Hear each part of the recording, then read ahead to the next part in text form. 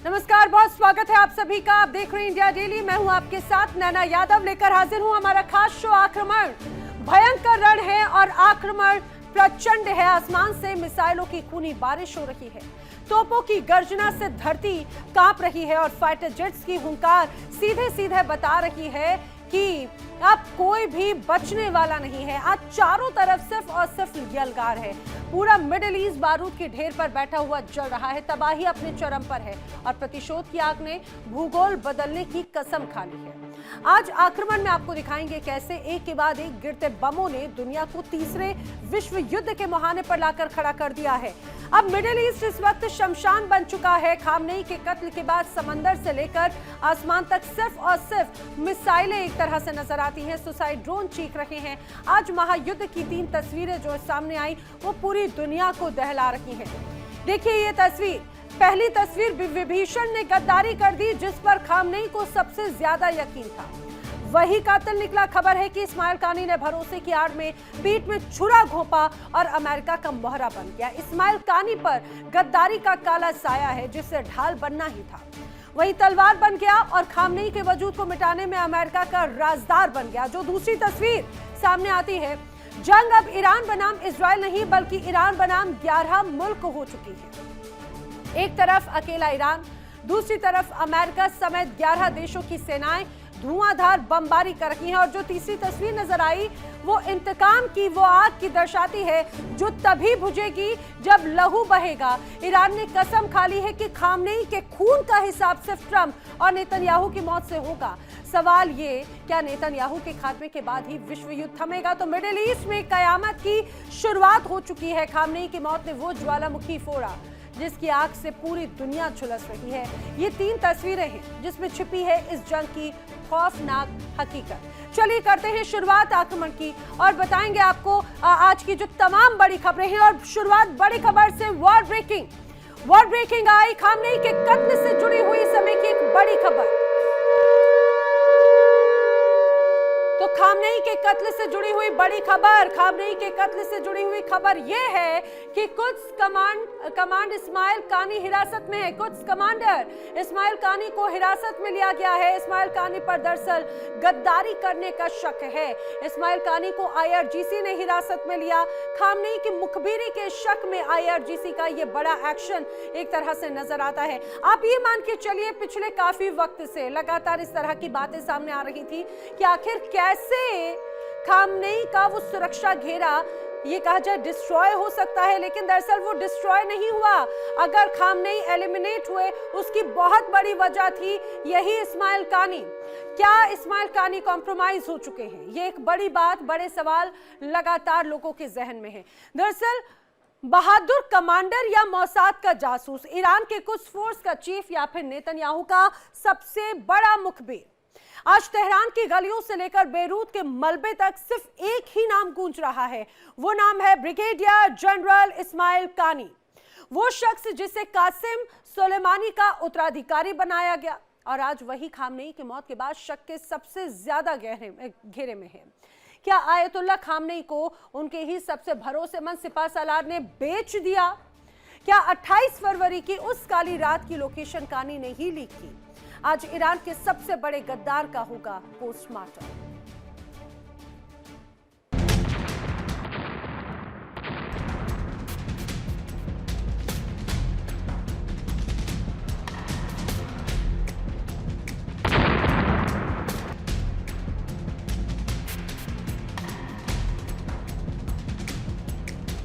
पिछले 6 साल और कुछ ऐसी मौतें जिन्होंने ईरान की रीढ़ तोड़ दी है। कासिम सुलेमानी, फखरीजादे, रईसी, हानिया, नसरुल्लाह और अब खुद आयतुल्लाह खामनेई।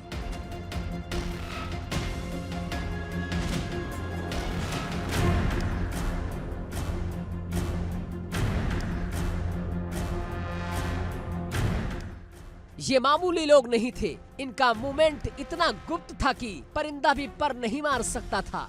तो फिर मोसाद को इनके बेडरूम तक की खबरें कैसे लगी? शक की सुई इस्माइल कानी पर जाकर रुकती है।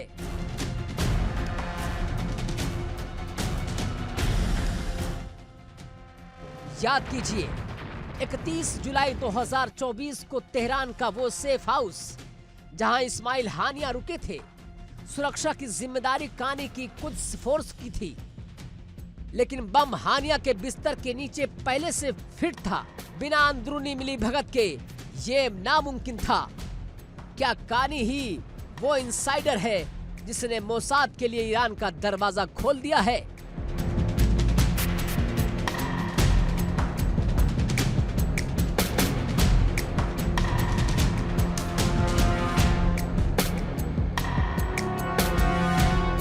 ईरान के पूर्व राष्ट्रपति महमूद अहमदी निजाद ने दुनिया को चौंका दिया था एक इंटरव्यू में, जब उन्होंने कहा था कि हमने जिस यूनिट को मोसाद से लड़ने के लिए बनाया है उसका चीफ ही मोसाद का एजेंट निकला।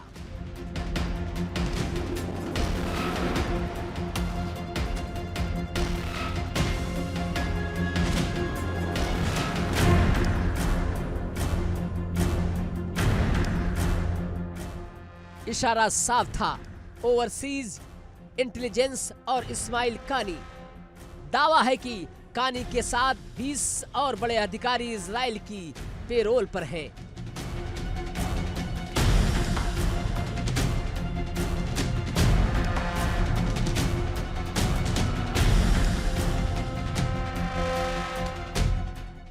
यही नहीं, जब बेरूत में हाशिम सैफुद्दीन पर हमला हुआ था तो कानी वहीं थे। मीटिंग इतनी गुप्त थी कि सिर्फ चंद लोगों को पता था। हमला हुआ, सैफुद्दीन मारे गए, लेकिन कानी चमत्कारी ढंग से बच निकले और 2 दिन तक गायब रहे। क्या ये महज इत्तेफाक था या फिर किसी बड़े डील का हिस्सा? खामनेई को एक खास बैठक के लिए किसने राजी किया? नेतन्याहू के पास उस मीटिंग का मैप किसने भेजा? अगर कानी गद्दार है तो ईरान का अंत निश्चित है, और अगर वो नहीं तो फिर वो विभीषण कौन है जो ईरान की बर्बादी की पटकथा लिख रहा है? सस्पेंस बरकरार है, लेकिन तेहरान अब अपनों के ही साए से डर रहा है।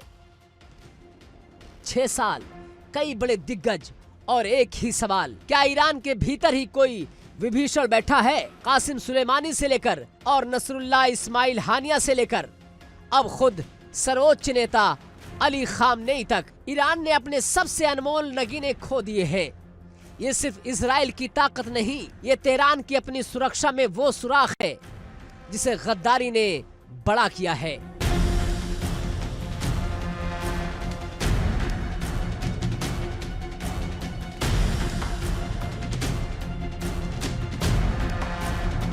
ईरान ने दुनिया को डराने वाली मिसाइलें तो बना ली, हजारों किलोमीटर तक मार करने वाले ड्रोन भी तैयार कर लिए, लेकिन वो उन गद्दारों को पहचानने में चूक गया जो उसकी अपनी सफों में छिपे हैं। जब जब कोई बड़ा ऑपरेशन हुआ, सटीक लोकेशन और पल पल की जानकारी दुश्मनों तक पहुंचती रही। क्या ईरान की इंटेलिजेंस फेल हो चुकी है या फिर गद्दारी का दीमक तेहरान की बुनियाद को खोखला कर चुका है? हथियार जंग जीत सकते हैं, लेकिन गद्दार मुल्क को कमजोर कर देते हैं। ईरान के लिए चुनौती इजराइल की मिसाइलें नहीं, बल्कि अपने ही घर में छिपे वो चेहरे हैं जिन्होंने वतन का सौदा कर लिया है। सवाल आज वही है, अगला नंबर किसका है और कब तक अपनों के खून से ये जमीन लाल होती रहेगी?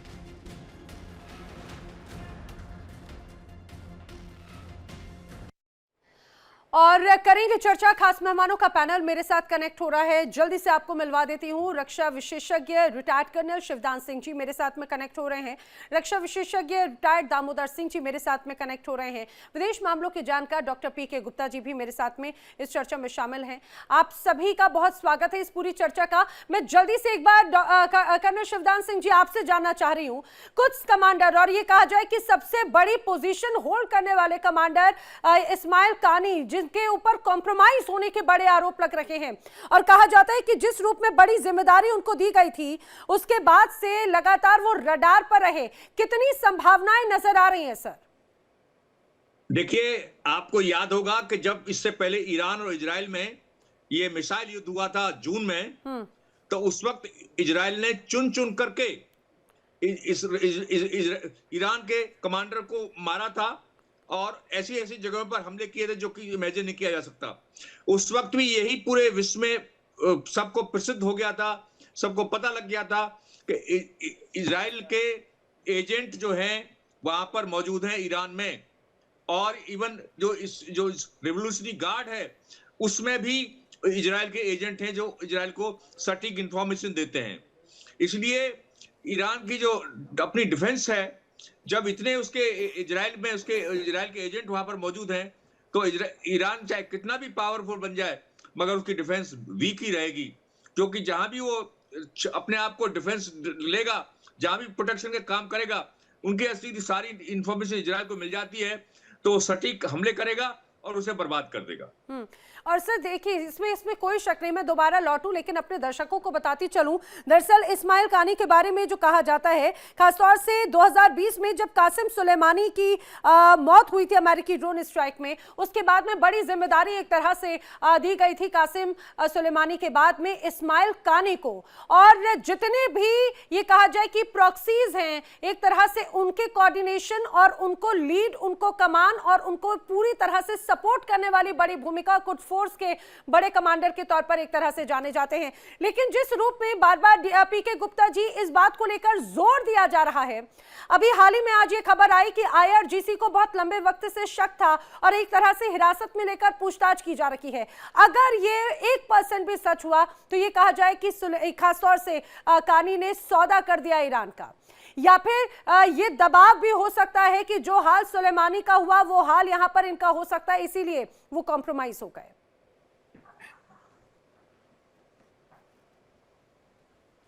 इस बात पे मैं कुछ बोलना चाहता हूँ, मुझसे पूछ रहे हैं ये? वैसे पीके गुप्ता जी, पीके गुप्ता जी अपना ऑडियो अनम्यूट कर लें प्लीज।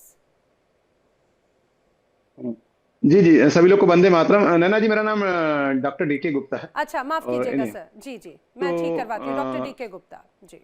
देखिए, एक्चुअली पूरे जो हम डिफेंस स्टडीज में जाएं तो जो वारफेयर का एक बहुत ही बड़ा सशक्त जो पहलू होता है, वो होता है कि हम किस तरह से युद्ध से पहले या युद्ध के बाद या युद्ध के दौरान हम किस तरह से इन्फिल्ट्रेट करें सिस्टम के अंदर।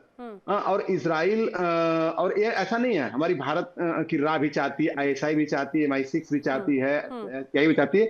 अब किस के पास कितना ज्यादा प्रोफेशनलिज्म है, प्रोफेशनलिज्म कितना ज्यादा है, वो उतना ज्यादा सक्सेस रेट लेके जाता है। मोसाद का सक्सेस रेट उसमें बहुत ज्यादा है। देखिए, अगर मैं एयरफोर्स की बात करूं तो एयरफोर्स बहुत छोटी है इजराइल की, लेकिन बहुत सारे देशों के पायलट्स को ट्रेनिंग देते हैं वहां पे जाके। तो ये न देखा जाए तो छोटा देश है, लेकिन अब यहाँ पे गद्दारी की बात है। देखिए, नसरुल्लाह का जो मौत हुआ वो भी गद्दारी थी। और जो पिछली बार जब अटैक हुआ था जून में, तो जून में अटैक हुआ था तो सबसे बड़ी इसमें बात ये थी कि जब अटैक किया इजराइल ने, तो जिनको जो एयर सिस्टम था जो कि उनके अटैक को बचाता, वहां पे ऑपरेटर्स जो थे वो उनके मोसाद के आदमी थे। सोचने की बात है, मतलब उन्होंने उस सिस्टम को फेल कर दिया और उस जाके 8 साइंटिस्ट को मारा इजराइल ने। तो ये एक बहुत ही जो सक्सेस रेट जो है मोसाद का और CIA का बहुत ही अच्छा है। और इसी की वजह से उन्होंने, देखिए, वेनेजुएला में 2-3 महीना से पूरा का पूरा रेकी कर रहे थे। उन्होंने प्रैक्टिस भी की थी कि वो अगर खाना खा रहे हैं, कुत्ते को ऐसे घुमाने ले जा रहे हैं तो कैसे करेंगे। तो इतनी सारी चीजें और लोगों को पता नहीं चल रही है, उनके आसपास ही हो रही है। इसमें कोई शक नहीं। जी। तो ये इनकी इतनी एक्सपर्टाइजेशन है इसके अंदर। और ईरान में एक दिन मैं दूसरे टीवी चैनल पे था और एक वहां पे एक्सपर्ट थे, वो बोल रहे थे कि बड़ी खुददारी कोई नहीं है ईरान के सेनाओं में, खुददारी बहुत ज्यादा है, वो कभी एक दूसरे को नहीं करेंगे। तो मैंने उस दिन भी कॉन्टेस्ट किया था कि किसी भी कौम में कहीं पर भी आज तक जो है डिफेंस स्टडीज में अगर देखेंगे, जहां भी लड़ाइयां हुई हैं और जहां भी बड़े सेटबैक हुए हैं, वहां पर कहीं कहीं खुददारी की वजह से ही हुई है। और उस दिन में मैंने 3-4 एग्जाम्पल जो दिए थे। देखिए, अभी अहमदी नजाद ने क्या बोला था कि जिस यूनिट को, सेक्रेट यूनिट जो IRGC की है, उसका हेड प्रेसिडेंट को डिक्लेयर करना पड़ा, उसका हेड ही मोसाद का एजेंट निकला। तो ये इराक के अंदर जो वर्टिकल्स हैं उनके अंदर बहुत ही ज्यादा कटथ्रोट और कंपटीशन इसीलिए चलता तो है, कहा एक दूसरे जाता है के Gupta ji, everything is possible in love and war, और यहाँ पर तो सिर्फ वॉर ही वॉर यहाँ पर नजर आ रही है। दूसरी तरफ मैं दामोदर जी का रुख करूं, लेकिन उसके पहले अपने दर्शकों को यह भी बताऊं कि ऐसा पहली बार मौका नहीं है जब इस्माइल कानी पर इस तरह से एलिगेशंस लगे हों। उसके कई रीजंस रहे हैं, जिस तरह से अभी यहाँ पर जिक्र किया डीके गुप्ता जी ने नसरुल्लाह की मौत का। दरअसल हिजबुल्लाह का लीडर जिस दौरान नसरुल्लाह की मौत हुई 2024 में, बताया जाता है कि उससे ठीक उस मौत के कुछ देर पहले ही मीटिंग करके निकले थे खासतौर से इस्माइल कानी। और उसके बाद में हमास लीडर इस्माइल हनिया की भी जब मौत हुई तो इस दौरान भी बताया जाता है वहां पर फुटप्रिंट्स थे इस्माइल कानी के, लेकिन तब भी वो बच निकले। 2025 से 26 के दरमियान कई बार ऐसी सिचुएशंस बनी जब ईरान पर हमले हुए या फिर जो अलग अलग प्रॉक्सीज हैं उनके अगर लीडर्स मारे गए, उनकी मौजूदगी इस्माइल कानी की रही, लेकिन वो वहां से एस्केप कर जाते या फिर बच जाते। तमाम अलग अलग सिनेरियो जरूर बन रहे थे। जी दामोदर जी। नैना देखिए, आजकल युद्ध ना सिर्फ मिसाइलों से नहीं लड़ा जाता, ना बॉम्ब से लड़ा जाता, एक और बहुत शातिर हथियार होता है जिसे बोलते हैं नैरेटिव वॉरफेयर। आप देख सकते हैं ये सब चीजें जो मैं समझ रहा हूँ, ये सीनियर लीडर को इस तरह से पोर्ट्रे करना, ये मिसट्रस्ट क्रिएट करना उनकी रैंक और फाइल में, शत्रु के खेमे में खलबली मचाना और उनके ऊपर डिस्ट्रस्ट होना कि इस तरह से ऐसा हो रहा है, ये सिर्फ एक साइकोलॉजिकल वारफेयर हो सकता है।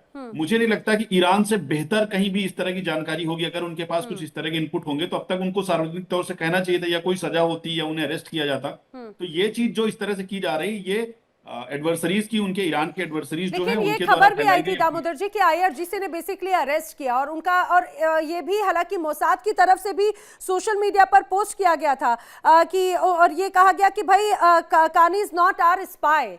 और वही आपने कहा नैरेटिव वॉर, जिस तरह से यह साइकोलॉजिकल वॉर नजर आ रहा है सोशल मीडिया पर बाकायदा, तो कई लोग लिख रहे हैं 9 जान लेने वाला कमांडर, सभी दुश्मन मरते हैं पर वो बच जाता है। इस तरह के हैशटैग्स चल रहे हैं अब तो। जा सकता है आपके सवाल का जवाब आपके सवाल में ही छिपा। आपने कहा ना कि मोसाद ने पब्लिश किया था, तो मोसाद अगर किसी के बारे में कुछ भी लिखेगा तो डेफिनेटली लोगों का डाउट उसके ऊपर होगा, चाहे वो हाँ लिखे या नकारात्मक बात लिखे या सकारात्मक बात लिखे। तो इस तरह की खबरें युद्ध के टाइम पे अक्सर चलाई जाती हैं, और हमने अपने देश में भी देखा, ऑपरेशन सिंदूर के समय भी, इससे पहले भी अक्सर ऐसी खबरें आती रही हैं। कारगिल वार के टाइम पे भी हम लोग जब थे तो हमने सुना है अपने सीनियर से, और ये बातें ऐसी फैलाई जाती है। मैं इन चीजों को अभी तवज्जो नहीं देना चाहता हूं, क्योंकि मुझे पता है कि जब अगर ऐसा कुछ भी होता, इतने सीनियर लीडर के बारे में अगर कोई पुख्ता सबूत ईरान के पास होते, तो अब तक ये चीजें बिल्कुल ईरान की तरफ से भी सामने आ जाती। तो ये चीजें अफवाह हो सकती है। हाँ, फील्ड लेवल में कुछ कमांडर जरूर कॉम्प्रोमाइज किए होंगे मोसाद ने, इसमें कोई डाउट नहीं। जिस तरह से वो प्रिसाइज स्ट्राइक कर रहे हैं, जिस तरह से यूएस प्रिसाइज स्ट्राइक कर रहा है, फील्ड लेवल पे जरूर कुछ ना कुछ रैंक एंड फाइल्स को कंप्रोमाइज किया गया होगा, इसमें मेरा कोई शक नहीं। लेकिन सीनियर लीडरशिप में इस तरह से कानी के बारे में बोलना, ये सब बातें करना, मुझे लगता है ये सिर्फ एक साइकोलॉजिकल वॉरफेयर है। हाँ, हिस्ट्री में ऐसा हुआ है, ये भी नकारा नहीं जा सकता। लेकिन जिस तरह से ईरान में भावनात्मक तौर से ईरानियन को मैंने फॉरेन अपॉइंटमेंट के दौरान मैंने देखा है, बहुत करीब से देखा कि जितने वो भावनात्मक लगाव रखते हैं, और इतनी सीनियर लीडरशिप, आईआरजीसी को जब से पता लगा मोसाद वहां पेनिट्रेट कर रहा है, लगातार सीनियर लीडरशिप को वाइप आउट कर रहा है, तो जरूर उन्होंने ये सब चीजें तफ्तीश की होगी, पूरी जांच की होगी। अब हालांकि ये मुझे लग रहा है कई स्पेकुलेशंस हैं, नैरेटिव वॉर है, लेकिन आखिर वो किस रूप में आगे बढ़ता है ये भी बहुत बड़ी बात हो जाती है। लेकिन जब कई बार एक परिस्थितियां अगर इस रूप में नजर आती हैं, और उन परिस्थितियों में जहां पर कहीं पर एलिमिनेशन होता है या फिर ये कहा जाए अटैक होता है, उस जगह पर इस्लाम कानी या तो कुछ समय पहले या फिर उनके कहीं ना कहीं फुटप्रिंट्स नजर आए, तो ये एक बड़े लोगों को जरूर मन में संदेह आ रहा है। मैं चर्चा को आगे बढ़ाऊं, लेकिन इस बीच एक बड़ी खबर दर्शकों को बता दूं। ईरान सुप्रीम लीडर आराफी, उनकी तरफ से बयान सामने आया है। बड़ी खबर, बातचीत का वक्त अब खत्म हो चुका है, ये कहना है ईरान के सुप्रीम लीडर का। अब अमेरिका ने रेड लाइन क्रॉस कर दी है, ईरान ना झुका है और ना ही झुकने वाला है। अमेरिका को हमारी ताकत का अंदाजा तक नहीं है।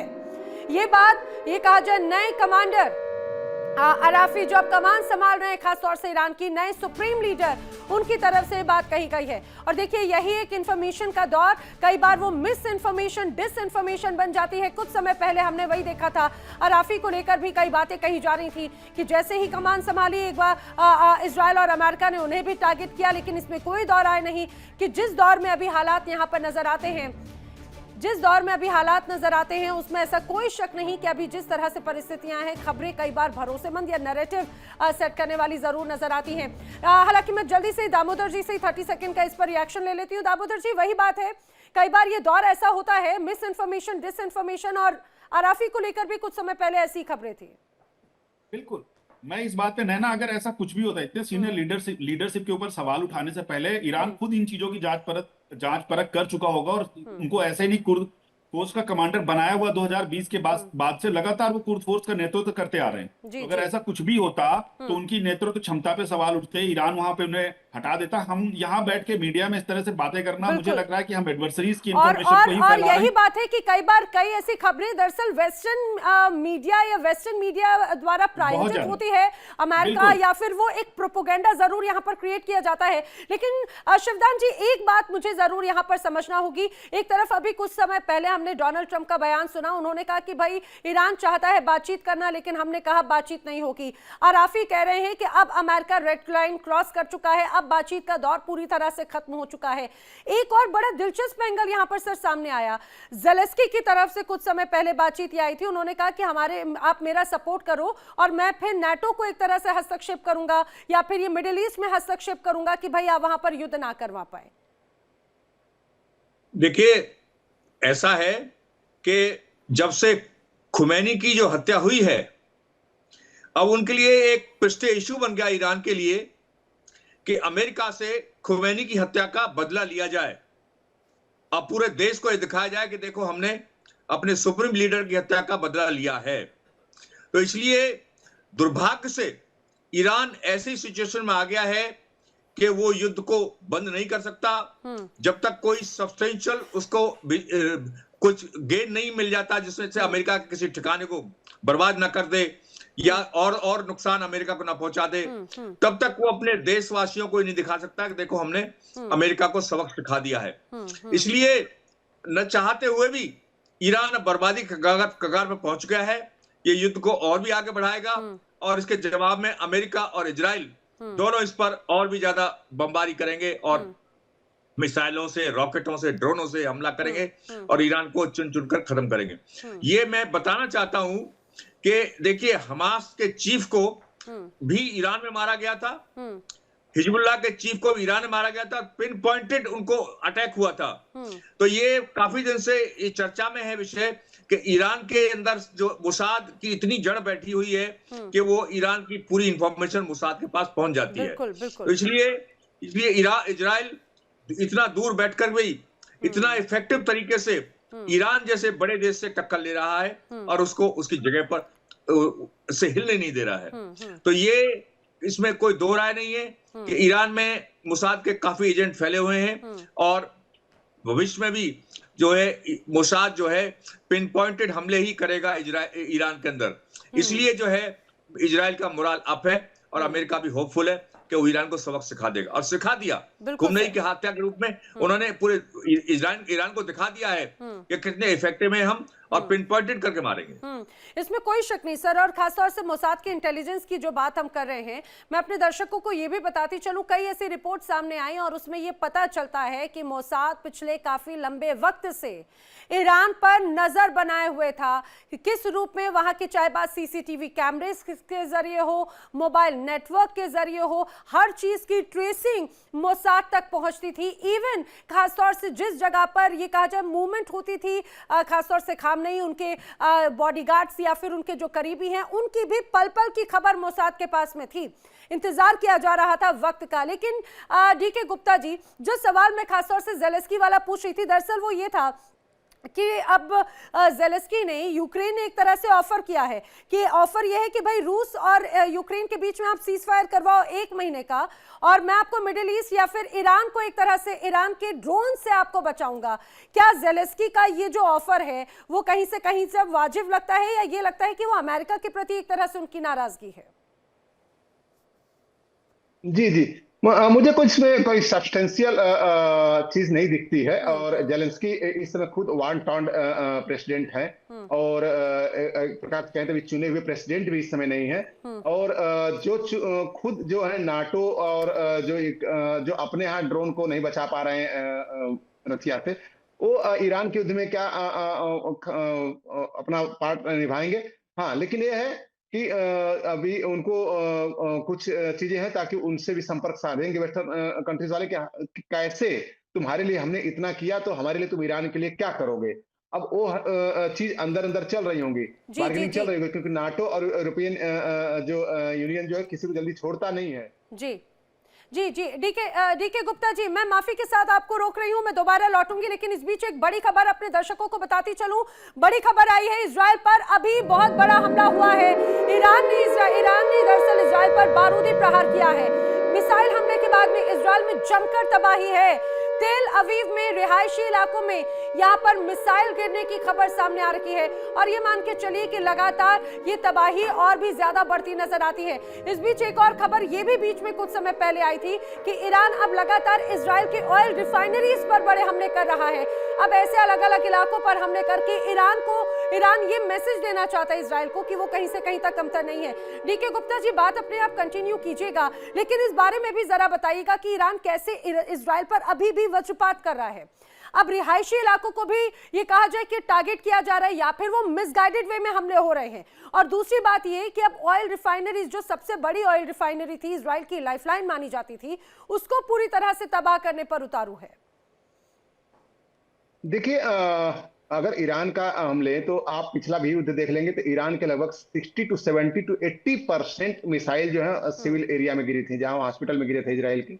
और इजराइल और अमेरिका, मैं बता दूं, प्रिसीजन स्ट्राइक कर रहे हैं। वो घबरा के स्ट्राइक नहीं कर रहे हैं। उनके हर स्ट्राइक के पीछे एक इंटेल है, एक उनके पास एक मिशन है। दो तरह के इनका टारगेट है इसमें अमेरिका के और इजराइल के। एक तो है पॉलिटिकल टारगेट है, जिसमें कि रेजिम चेंज कैसे किया जाए, उसके लिए अंदर से CIA काम कर रही होगी। दूसरा उनके पास है किस तरह से बेस सिस्टम को कमजोर किया जाए, जिसकी वजह के लिए निगोशिएशंस हो रहा था। वो निगोशिएशंस क्या था कि इनके जो मिसाइल सिस्टम्स हैं उनको कैसे हम नेस्तनाबूद करें जो 10-20 साल पीछे चले जाएं। इनके जितने भी परमाणु के जो संस्थान हैं, जहां पे इनके साइट्स हैं, उनको किस तरह के, आज इसलिए नेतराज में आज अटैक भी हुआ है, कल शाम को हुआ था। तो और किस तरह से ऐसे सिस्टम बनाए जाए, ऐसे टूल्स बनाए जाए, जिस तरह से ये जो एक्सिस जो इनके जो है रेसिस्टेंस है, जो हमास है, हिजबुल्लाह, इनको किस तरह से ईरान अब अगली बार सहायता न करे। तो इस तरह से दो मोर्चे पर मुझे लग रहा है कि ईरान, यूएस और इजराइल काम कर रहे हैं। और जितने भी अगर मैं ट्रांजेक्टरी का लूं, अगर जितनी भी मिसाइल्स दागी जाती हैं उसमें से कम 40 से 45% मिस फायर जाती है। मिस फायर का मतलब जैसे अगर हम लोकल भाषा में बोले वैसे देखें तो टारगेट को नहीं पकड़ पाती हैं वो। हाँ, तो ऐसी जगह अब इनके पास एक चीज और देखिए, इतने अटैक इन्होंने मिडिल ईस्ट में किए हैं ईरान ने, लेकिन आप कहीं भी देखेंगे कि एक भी बिल्डिंग धराशायी नहीं हुई है, कहीं पे आग लगी है, कहीं पे कुछ हुआ।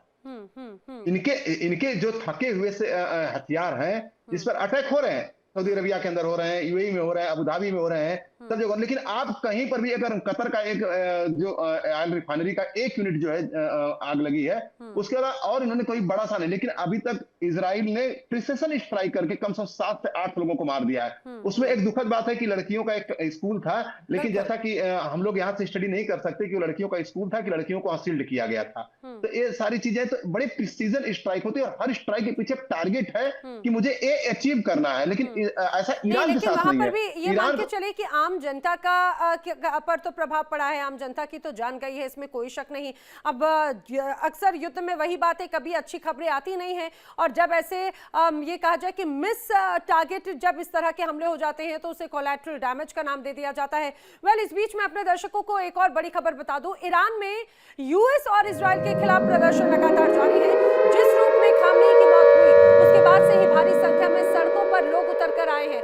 बताया जा रहा है रात में 2 बजे भी ईरानी नागरिकों ने विरोध किया खामनेई की हत्या के खिलाफ। ये कहा जाए कि अब लोगों का गुस्सा लगातार बढ़ता जा रहा है। तो एक ये नैरेटिव दिखाने की कोशिश की जा रही थी कि जिस रूप में बड़ी तानाशाही नजर आती थी, खामनेई की हत्या हुई तो उसके बाद में लोग जश्न मना रहे हैं, लेकिन असल में हकीकत क्या है? तस्वीर आप देखिए, खामनेई की हत्या के बाद में ना सिर्फ ईरान बल्कि दुनिया के कई अलग अलग कोनों में लोग सड़कों पर उतरकर प्रदर्शन कर रहे हैं, नाराजगी जता रहे हैं। ये नाराजगी है इजराइल और अमेरिका के खिलाफ।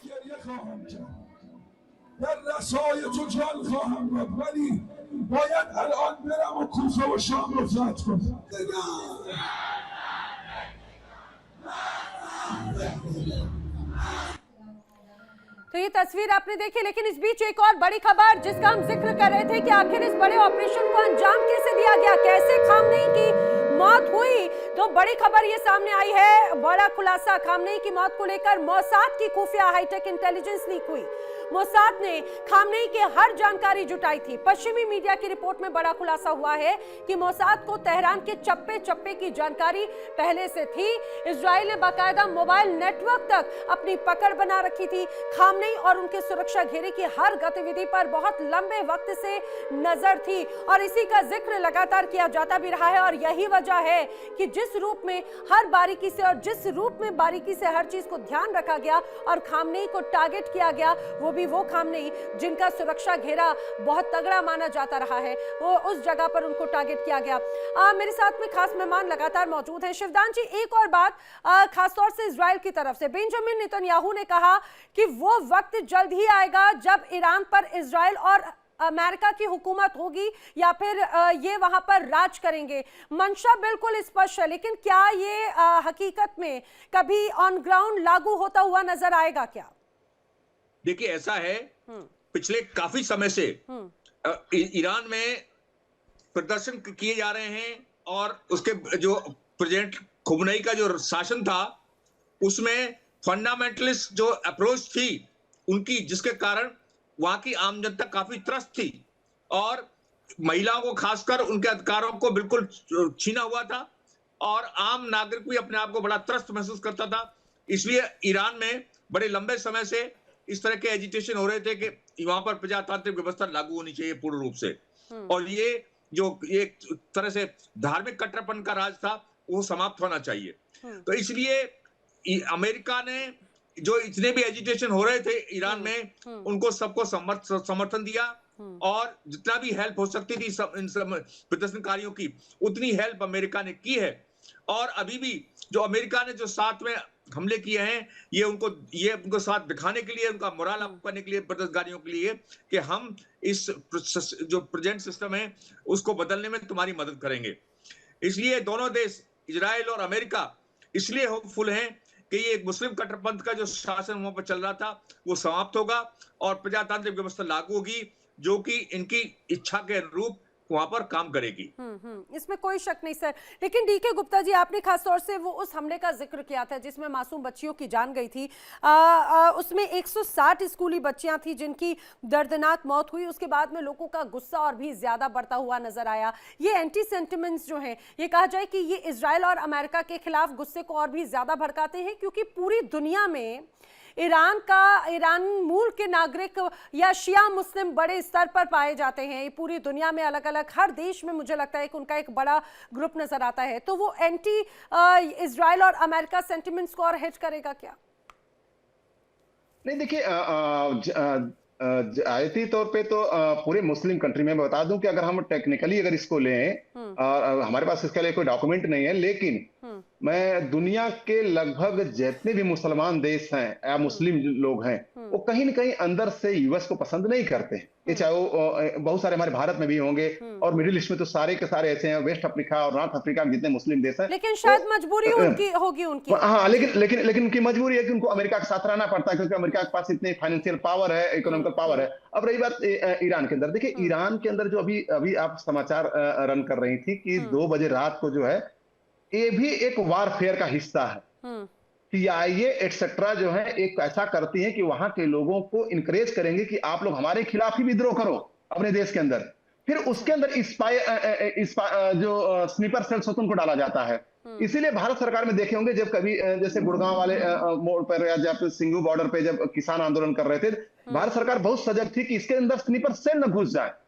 वो क्या करेंगे, लोगों को भड़का के और बाहर से फंडिंग उनकी होती है, फिर वो भारत के खिलाफ या करके वहां पे लड़ाई कराती ताकि लॉ एंड ऑर्डर सिचुएशन। तो यहाँ पे जो ये सारे दंगे फसाद अगर होंगे तो वो अमेरिका के लिए अच्छे माने जाएंगे और वहां पे इजराइल के लिए अच्छे माने जाएंगे, क्योंकि वहां पे उनके CIA एजेंट मोसाद अपने स्नीपर सेल को एक्टिव कर देंगे, और जब एक्टिव कर देंगे तो वहां पे लॉ एंड ऑर्डर की सिचुएशन हो जाएगी। तो दोनों तरफ से दिक्कतें हो जाए। ये मैं पहले दिन से बता रहा हूं कि बहुत कोशिश में होगा इजराइल और ईरान कि एज पर जो ब्लॉकेट तो बाहर से कर ही रखा है, अंदर से अगर लोग आ जाते हैं उसके खिलाफ, तब उसके लिए बड़ी समस्या हो जाएगी। तो पुलिस उसको देखेगी कि IRCG इनको देखेगी, तो ये सारी चीजें एक वारफेयर के हिस्सा होते हैं।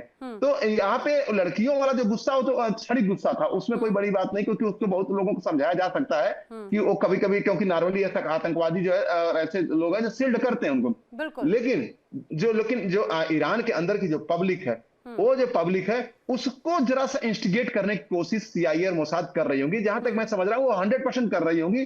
और देखेंगे कि हो सकता है 2-4 दिन के अंदर जब वहां पे खाने पीने की समस्याओं की दिक्कत होने लगेगी, पानी की दिक्कत होने लगेगी, तो शायद वो लोग वहां पे भड़के, क्योंकि वहां बहुत सारी चीजें व्हाट्सएप पे और इस पर चल रही होंगी। हालांकि नेट वहां बंद होगा अभी, लेकिन सारी चीजें वहां चल रही होंगी। किस तरह से पब्लिक को इनके खिलाफ लाओ। जी, इसमें कोई शक नहीं, लेकिन यही बात है कि अब सबसे महत्वपूर्ण बात तो लोगों के जहन में बार बार ये है कि जिस रूप से लगातार ईरान पर हमले हो रहे हैं, इजराइल और अमेरिका साथ में हैं, दूसरी तरफ दुनिया के कई बड़े देश लगातार ईरान के खिलाफ में खड़े हुए नजर आते हैं। लेकिन दामोदर जी, ईरान के खिलाफ तो एक बड़ी लंबी फहरिस्त है और बड़े बड़े देशों की। ईरान का समर्थन करने वाले कौन नजर आते हैं? क्योंकि जो एक बड़ी ताकत प्रॉक्सी ग्रुप हुआ करते थे, अब वो भी उतने ताकतवर नहीं है, उनकी भी कमान टूट चुकी है, चाहे बात हमास की हो, हिजबुल्लाह की हो, हुती विद्रोहियों की हो, उनकी मिलिशियास की हो, या फिर देशों में भी किसी ने बड़े स्तर पर कोई सपोर्ट देने की अभी तक घोषणा या बात नहीं की।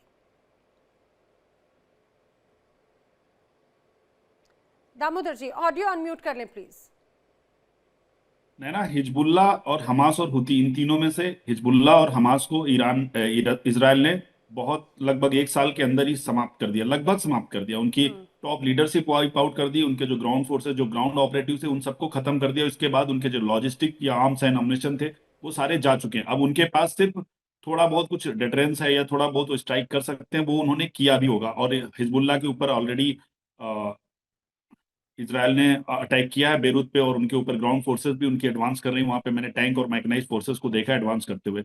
थोड़ा बहुत डिटरेंस अगर इनको सपोर्ट मिलेगा तो इस समय हुती से मिलेगा यमन के अंदर, और उसके बाद इनके साथ जो है चाइना की इंटेलिजेंस मिल सकती है, रशियन वेपन मिल सकते हैं, और उत्तरी कोरिया बातों से इनको सपोर्ट कर सकता है। इसके अलावा ईरान के साथ अभी मुझे कोई भी देश खड़ा होता हुआ नजर नहीं आ रहा।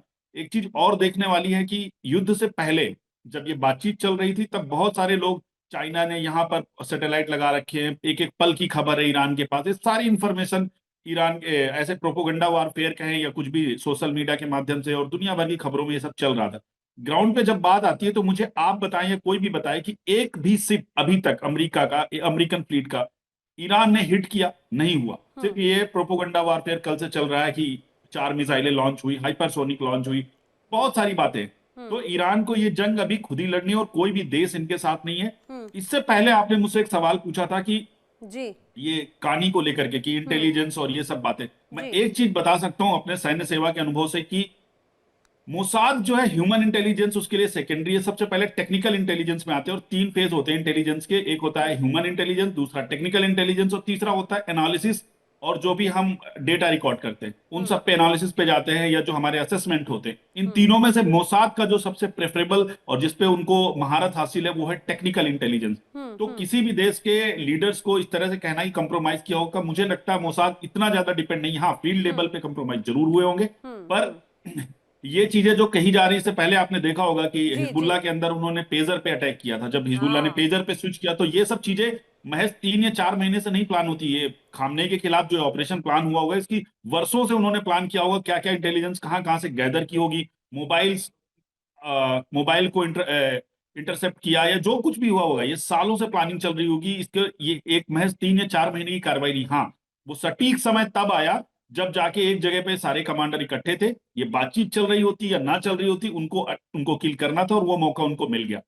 ईरान इस समय अपनी इस जंग को, और ये जो पड़ोसी मुल्कों में ईरान का अटैक चल रहा है, आप बार बार देख रहे हैं कि लगातार कमजोर जगहों पे आपने देखा कि बुर्ज खलीफा के बगल में उन्होंने अटैक करके बताया दुबई को कि बुर्ज खलीफा भी हमारी जद में है। और मुझे लग रहा है कि शायद वो दुबई जैसे दुबई जैसे इन हिस्सों को अगर टारगेट किया तो इस वजह से शायद ये कहा जाए कि समर्थन पाने की अगर 1% भी गुंजाइश होती तो शायद वो भी ईरान बहुत बुरी तरह से खो चुका है। यही बात अपने आप में जरूर नजर आ रही है। रिफाइनरी को टारगेट किया जा रहा है, ये सब इस वजह से किया जा रहा है कि आप जाएं और अमेरिका को रोकें हमारे यहाँ हमला करने से। इनका मतलब इनके 2 हैं। पहला तो ये है कि आप अमेरिका को और इजराइल को मनाएं और हमारे यहाँ हमला करने से रोकें, नहीं तो हम आपके साथ भी बहुत गलत करेंगे और हम आपके ऊपर भी अटैक जारी रखेंगे। क्योंकि उसे ईरान को बाखूबी पता है कि उसको मिडिल ईस्ट के सारे देश डिटर नहीं कर सकते, उसके अटैक ठीक को है। रोक नहीं सकते, उनके एयर डिफेंस सिस्टम बहुत कमजोर है और ग्राउंड फोर्सेस उनकी स्ट्राइक कर नहीं सकती बिना यूएस और इजराइल के सपोर्ट के। ठीक तो है। इसलिए अपने पड़ोसी मुल्कों में लगातार वो ये हमले कर रहे हैं। और दूसरी चीज है पड़ोसी मुल्कों को धमकाने का भी, अपनी जनता की सिंपैथी पाने के लिए कि देखिए हमारे यहाँ, क्योंकि अमेरिका तक आपकी मिसाइलें जा नहीं सकती हैं, इजराइल के ऊपर जो भी आपके अमेरिका तक नहीं जा सकती, लेकिन मिडिल ईस्ट में जहां पर अमेरिकी बेस है या अमेरिका ठिकाने हैं, उनको टारगेट करके एक मैसेज तो जरूर दिया जा सकता है। लेकिन इस बीच में अपने दर्शकों को यह भी बताते चलूं कि अमेरिका और ईरान में दरअसल दोनों ही जगहों पर भूकंप के झटके महसूस किए गए। आज शिवदान जी, ये कहा जाए कि बार बार जो एक बड़े दबाव की बात कही गई, डर की बात, डर दिखाया गया और जनता के सामने ये पेश किया गया दुनिया के सामने कि ईरान को इसीलिए हमें खतरा मानना चाहिए क्योंकि वो एक तरह से परमाणु ताकत बन जाएगा तो दूसरों को नुकसान पहुंचाएगा। 4.3 की तीव्रता के साथ में वहां पर धरती जो है वो कांपी है। क्या ऐसा लग रहा है कि इस पूरे तनाव के बीच में परमाणु डर या परमाणु हथियार या कोई परीक्षण हुआ है और उसी तरह से ये कहा जाए अमेरिका में भी हुआ है? देखिए, ऐसा है, काफी समय से ये चर्चा चल रही थी कि जो यूरेनियम प्रोसेस किया गया है उससे हो सकता है ईरान जल्दी में कोई न्यूक्लियर बॉम्ब तैयार कर ले और एक प्रकार से अमेरिका को ये मैसेज चला जाए कि ईरान के पास इस वक्त न्यूक्लियर हथियार है और वो कभी भी इस्तेमाल कर सकता है, क्योंकि अनप्रेडिक्टेबल है। जब भी ईरान अपने आप को घिरा महसूस करेगा, ये जो आज जो झटके महसूस किए गए हैं, ये मैं पूरी तरह से विश्वास कर रहा हूं कि ये रूमर काफी दिन से थी कि ईरान में जो प्रोसेस्ड यूरेनियम है उसके शायद ये जल्दी में उसका कोई बॉम्ब के रूप में उसको असेंबल करें। तो ये जो झटके महसूस किए गए, कोई परीक्षण हुआ है जिसके कारण ये झटके आए हैं। अदरवाइज ऐसी कोई बात होती जो हमारे खगोल शास्त्र के जो एक्सपर्ट्स हैं वो अब तक प्रिडिक्ट कर देते कि ये झटके जो थे वाकई नेचुरल भूकंप होगा। तो ऐसा कोई तो प्रेडिक्शन क्या है ये नहीं। माना जाए कि अब ईरान जिस तरह से हमले कर रहा है, तो क्या वो वक्त भी अगर ऐसा कोई हमारे सामने आ जाए कि ईरान की तरफ से कोई न्यूक्लियर वेपन का इस्तेमाल हो जाए तो हमें बहुत हैरानी नहीं होगी फिर? देखिए, ऐसा है, वहां पर जो फंडामेंटल लीडरशिप है वो कभी भी कोई भी डिसीजन ले सकती है और वो इस तरह से डिसीजन लेगी जिससे कि अमेरिका को एक क्लियर मैसेज चला जाए कि हम जो है, यदि आपने हमको ज्यादा प्रेशराइज किया तो हम एटम बम को इस्तेमाल करेंगे और ऐसी जगह इस्तेमाल करेंगे जहां अमेरिका कल्पना भी नहीं करेगा। और एक महाविनाश जिस तरह हिरोशिमा नागासाकी में हुआ था उसी प्रकार का महाविनाश होगा और पूरा विश्व जो है एक मुख दर्शक तरह देखता रहेगा। सबसे बड़ी बात यहाँ पर यह है, इसी तरह से तो 100 से ज्यादा झटके अमेरिका में भी देखे गए, तो क्या जापान के बाद में अब अगला नंबर ईरान का है अमेरिका के लिहाज से? देखिए, ऐसा है, अमेरिका जो है वो, यदि ईरान ने अपना दिखाया कि उसके पास एटम बम है और एटम बम को इस्तेमाल करने की कोशिश की तो हो सकता है अमेरिका प्रीएम्प्टिव स्ट्राइक कर दे। हिरोशिमा नागासाकी में भी अमेरिका ने इसी प्रकार से किया था, जापान को सरेंडर कराने के लिए उसने हिरोशिमा नागासाकी बॉम्बिंग की थी। हमारी जो अमेरिका क्यों इतना, इसको कोई खौफ नहीं है क्योंकि संयुक्त राष्ट्र संघ बिल्कुल डिफंक्ट हो चुकी है। वो किसी भी इस तरह के उस आर्गुमेंट्स में अपने आप को नहीं डाल रही है और कहीं भी युद्ध विराम नहीं कराना कोशिश कर रही है और ना ही कोई शांति स्थापित करने की कोशिश कर रही है। यही तो सबसे बड़ी चिंता है। अपने आप को स्वतंत्र महसूस कर रहा है और यदि ईरान ने अपने आप को ज्यादा दिखाया उसके बाद एटम बम में, तो हो सकता है अमेरिका एटम बम पहले ही ईरान पर इस्तेमाल कर दे। हाँ, यही तो सबसे बड़ी टेंशन की बात है। शांति दूत अमेरिका बनता हुआ नजर आता है डीके गुप्ता जी, लेकिन आखिर चाहे बात ईरान के ऊपर हमले की हो, जिस रूप में यहाँ पर अब तो ये कहा जा रहा है कि भाई यहाँ पे नरसंहार तक हो गया, जिस रूप में मासूम बच्चियों की जान गई, तो लोग उसको इसी रूप में भी एक तरह से देखते हैं। लेकिन ये बताइए, क्या अब ये कहा जाए कि जो न्यूक्लियर अटैक का डर बार बार पूरी दुनिया को था, अब उस मुहाने पर एक तरह से दुनिया आ गई है? ईरान और अमेरिका की तरफ से जो भूकंप के झटके महसूस किए गए हैं उसको देखकर देखिए, जो भूकंप के झटके रिपोर्ट जिसने किया है वो कोई सामान्य एजेंसी ने नहीं किया, वो यूएस जियोलॉजिकल सर्वे ने किया, जो मैं अभी गूगल पे देख पा रहा हूँ फर्स्ट का, कि यूएस जियोलॉजिकल सर्वे जो है उसने विटनेस किया है कि 4.3 का वहां पे भूकंप आया है। तो इससे हम केवल लगा लें, क्योंकि जिस तरह से इस तरह से इंगेज है ईरानी, जिस तरह से इंगेज्ड हैं और जिस तरह से मोसाद की और सीआईए की उनके वार फैसिलिटीज पर नजर है, जिस तरह से आज अटैक भी हुआ है, एक अटैक हुआ है एक साइट पर, तो उस तरह से यहाँ पे मैं नहीं समझ पा रहा हूँ कि वहां पे कोई अभी उन्होंने कोई एक्सप्लोजन किया होगा या कोई टेस्ट किया होगा। और ये चूंकि खबर भी फैलाई गई है अमेरिकन एजेंसी के द्वारा, तो इस पे मैं ज्यादा वेटेज नहीं दे रहा हूँ, क्योंकि एक स्पाइंग का इसका जो है एक इंटेलिजेंस का और पब्लिक को भ्रमित करने का और वर्ल्ड मीडिया में और वर्ल्ड जो पावर्स है उसके बारे में जानकारी भेजने के एक तरीके हो सकते हैं कि ऐसा हो रहा है तो हम लोग जरा सा और एग्रेसिव होंगे। हाँ, लेकिन अमेरिका जिस तरह से अपने टैरिफ को जिस तरह से अपना वेपन बनाया है, उससे जो उसने पैसे कमाए हैं उसको इतना छोटे से टारगेट के लिए नहीं करेगा। वो जानता है कि ईरान को मैं अपनी तरफ से, भले ही मैं वहां का रेजिम चेंज न कर पाऊं, लेकिन उसकी जो फैसिलिटीज है जिसकी हम लोग को चिंता है, उसको हम 8, 10 या 15 दिन के युद्ध में बिल्कुल ही नेस्ते नाबूद कर देंगे। वो कम से कम इतना कर देंगे कि 10-15 साल तक ऐसा कुछ नहीं होगा। तो इतना बड़ा रिस्क अमेरिका नहीं लेगा और इतना पैसा उस पर खर्चा नहीं करेगा, क्योंकि पैसा बचाना और स्ट्रेटेजिक जो कांग्रेस से अप्रूव हुआ है पेपर्स, उसके अंदर चाइना के अगेंस्ट सारे एक्शन लेने हैं ताकि चाइना की हेजेमनी खत्म किया जाए। उसमें एक ईरान भी हिस्सा है, उसमें अफगानिस्तान भी हिस्सा है, उसमें वेस्ट अफ्रीकन कंट्रीज हिस्सा है, वेनेजुएला हिस्सा था। उस तरह से काम कर रहे हैं। तो मुझे नहीं लगता कि यहाँ पे एक न्यूक्लियर वार की आर्ट है, क्योंकि उतना बड़ा टारगेट ईरान अभी है नहीं। जी ठीक है सर, लेकिन वही बात है कि खासतौर से नुकसान तो हो रहा है और नुकसान पूरी दुनिया को हो रहा है। लेकिन मैं यहाँ पर शिवदान जी एक और बात, आखिर जिस नुकसान की बात हो रही है, बार बार स्ट्रेट ऑफ हॉर्मुज का जिक्र किया जा रहा था कि यहाँ पर एक तरह से उसको प्रभावित किया जाएगा और ताकि आसपास और उसका, क्योंकि बहुत बड़ा हिस्सा प्रभावित होता है, तो ऐसा लग रहा है इस कंडीशन में भी विन विन कंडीशन में एक तरह से अमेरिका है शिवदान जी, क्योंकि अगर खासतौर से ईरान के तेल या अगर यहाँ पर अगर उसका प्रभाव पड़ेगा तो वेनेजुएला से कमाई होना शुरू हो जाएगी। अच्छा दामोदर जी। मैं ना यहाँ पे एक चीज, जो अभी आप अर्थक्वेक के बारे में बात कर रहे थे या जो एटॉमिक बम के, मैं एक चीज बता दूं आपको कि जो नवादा में जितना भी अर्थक्वेक आया है, वो नवादा एक एक्टिव सेस्मिक जोन है, जहां पर इस तरह के अर्थक्वेक बहुत सामान्य सी घटना है। इसमें कुछ भी ऐसा रूमर्स की बात नहीं है, मैं मानता हूँ ये। और इसको सभी, वही बात है, मिस इन्फॉर्मेशन डिसइन्फॉर्मेशन की चल रही और साइकोलॉजिकल वारफेयर की। ईरान के अंदर भी ऐसा सदर्न ईरान में हुआ है, लेकिन वो भी नेचुरल अर्थक्वेक है, उसमें कुछ भी ऐसा नहीं है। ये सब कुछ बड़ा खबरों में भी आ चुका है, इसमें कुछ चिंता की बात नहीं। लेकिन अगर कभी ऐसा होता है, मुझे लगता है कि ईरान अगर काबू नहीं आता अमेरिका और इजराइल के, तो हो सकता है कि टैक्टिकल लेवल पे डर्टी बम या छोटे जो टैक्टिकल लेवल पे न्यूक्लियर बम का यूज हो भी सकता है। कोई बड़ी चीज नहीं, क्योंकि जिस तरह से डोनाल्ड ट्रंप पागल हैं इस समय और पागलपन की हद तक जाकर वो काम कर रहे हैं, किसी भी देश के राष्ट्रपति को उठा लेते, अपनी सफलता ना पाते हुए देख के रेजिम चेंज नहीं होता, लीडरशिप चेंज नहीं होती, तो वो किसी भी हद तक जा सकते हैं। मैं बहुत ज्यादा इस चीज पे इसको ये नहीं कहूंगा कि ऐसा नहीं हो सकता आने वाले समय में, क्योंकि ये उनके लिए एक अंतिम प्रयास है ईरान में सत्ता परिवर्तन का और रिजीम चेंज का या लीडरशिप चेंज का। इसके बाद उनके पास इससे अच्छा मौका आने वाला नहीं है। तो अमेरिका हर तरह से जोर लगा सकता है, लेकिन इसके लिए समय लगेगा। अभी ऐसी परिस्थितियां नहीं है। बात बिल्कुल जो हमारे साथ के एक्सपर्ट हैं वो बता रहे थे, इस पर मैं सहमत हूँ।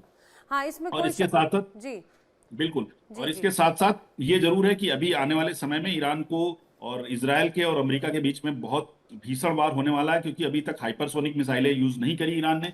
अभी उन्होंने क्लियर स्टेटमेंट भी दिया कि 25,000 मिसाइलें उनकी हैं उनके पास। 25,000 तो नहीं, लेकिन मैं ये जरूर कहता हूं कि अगले 3-4 दिन ईरान जम के टक्कर लेगा अमेरिका से और इजराइल से। उसके बाद हो सकता है ये पड़ोसी मुल्क जो हैं समझौते के लिए बात करें, जिस तरह से यूक्रेन ने बात करी है। हो सकता है धीरे धीरे डेवलपमेंट हो, हफ्ते 2 हफ्ते के अंदर। लेकिन वही बात है कि अभी रूस चाइना या ये कहा जाए कि कोरिया के तरफ से जिस तरह से बात प्रस्ताव की कही गई थी, लेकिन अभी तक उस रूप में कोई ठोस सपोर्ट की बात नहीं आई। चाहे बात अगर मिलिट्री सपोर्ट हो या बेसिकली किसी भी तरह की सपोर्ट की, कोई ठोस सपोर्ट की बात नहीं आई। और यहाँ तक ये कहा जाए कि कई ऐसी जो मुस्लिम कंट्रीज हैं उन्होंने भी बहुत ज्यादा सपोर्ट इस रूप में नहीं किया है अभी तक। हाँ, निंदा जरूर हमने की। लेकिन इस बीच अपने दर्शकों को एक बड़ी खबर भी बताती चलूं।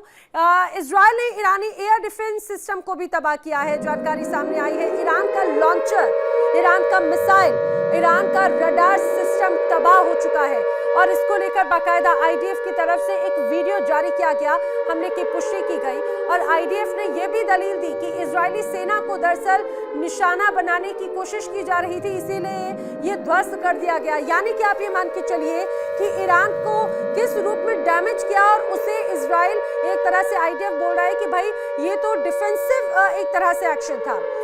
इजराइल ने ईरान का एयर डिफेंस सिस्टम तबाह कर दिया है, लॉन्चर तबाह कर दिए हैं, मिसाइल तबाह कर दिए हैं, रडार सिस्टम तबाह कर दिए हैं। ये अपने आप में इस तस्वीर को दर्शाता है कि किस रूप में परिस्थिति है। इस बीच एक और बड़ी खबर आपको बता देते हैं। बड़ी खबर, पश्चिम एशिया में ईरान का बहुत बड़ा हमला हुआ है। किंग फहद फाजवे ब्रिज पर दरअसल अटैक हुआ। पश्चिम एशिया में ये बड़े हमले की खबर है। ब्रिज पर अटैक हुआ। सऊदी बहरीन लिंक पुल पर दरअसल ये हमला किया गया था। ड्रोन स्ट्राइक के बाद में आग की लपटें यहाँ पर देखी गई हैं। करीब 25 किलोमीटर लंबे समुद्री पुल पर ये ड्रोन से अटैक होने की तस्वीर सामने आई। देखिए किस तरह से आसमान से लगातार आग यहाँ पर बरस रही है। यहाँ पर गुप्ता जी, आखिर इसको किस रूप में देखेंगे? पहले अभी तक हम देख रहे थे खासतौर से जो मिडिल ईस्ट का हिस्सा है वो तो इसकी जद में था, अब पश्चिमी एशिया का हिस्सा भी इसकी जद में आ रहा है और यह कहां तक जाएगी, कहां नहीं जा सकता? जो मैं देख पा रहा हूँ ईरान का जो टैक्टिकल चल रहा है उसमें है कि वो एक स्कोर गेन करना चाहता है। एक्चुअली जैसे अभी आज फ्रांस की नेवी पे कल अटैक हुआ था दुबई के यूएई के अंदर, और आज ब्रिटिश एक पे अटैक हुआ था। ये एक स्कोर लेवरेज लेना चाहते हैं, दुनिया में बताना चाहते हैं देखो मैं सबसे लड़ रहा हूँ और कमजोर नहीं हो रहा। एक तो जैसे होता ना कि हम हारते हारते भी हम अपना वो कर ले, लेकिन यहाँ पे इन्होंने एक बहुत टेक्टिकल मिस्टेक किया है। और जैसा यूएस चाहता था, यूएस से चाहता था इजराइल से अटैक करवाया और उसने मिडिल ईस्ट के किसी भी देश को नहीं बोला कि तुम लोग जो है ईरान पे अटैक करो मेरी तरफ से। और क्योंकि ये बार बार यूनाइटेड नेशंस को लिख रहे थे कि हम लोग जहां भी प्रॉपर्टीज वहां पे अटैक करेंगे, और लेकिन ईरान ने यहाँ पे गलती ये करके कि मिडिल ईस्ट के सारे देशों को, लेकिन मिडिल ईस्ट के सारे देश जितने भी देशों पे अटैक किए रहे 7 देश हैं, ये 7 देश जो हैं जीसीसी के सदस्य और ये बड़े ही इकोनॉमिकली डेवलप्ड हैं और इसलिए वो रिटेलिएट नहीं कर रहे हैं क्योंकि उनका बहुत ज्यादा इससे नुकसान नहीं हो रहा। एक ईरान का अभी तक का जो अटैक हो बहुत ज्यादा नुकसान नहीं हुआ, लेकिन अगर ये ज्यादा करेंगे तो जैसे यूएई ने कहा है, सऊदी अरबिया ने बोला है कि अगर हमारी संप्रभुता को खतरा आएगा तो हम अटैक करेंगे, तो ईरान को बिना हथियार लगाए अपने इन सहयोगी देशों से ईरान पे अटैक करवाने का मौका मिल जाएगा।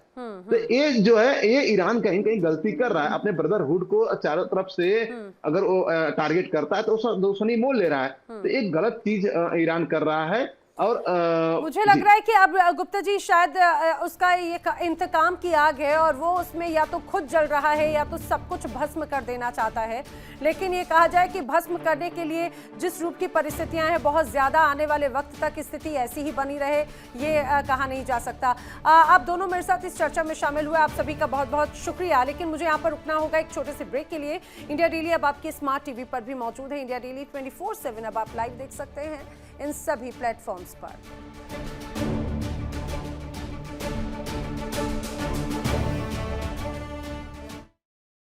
देखिए इंडिया डेली 24/7 अब आपके स्मार्ट टीवी पर।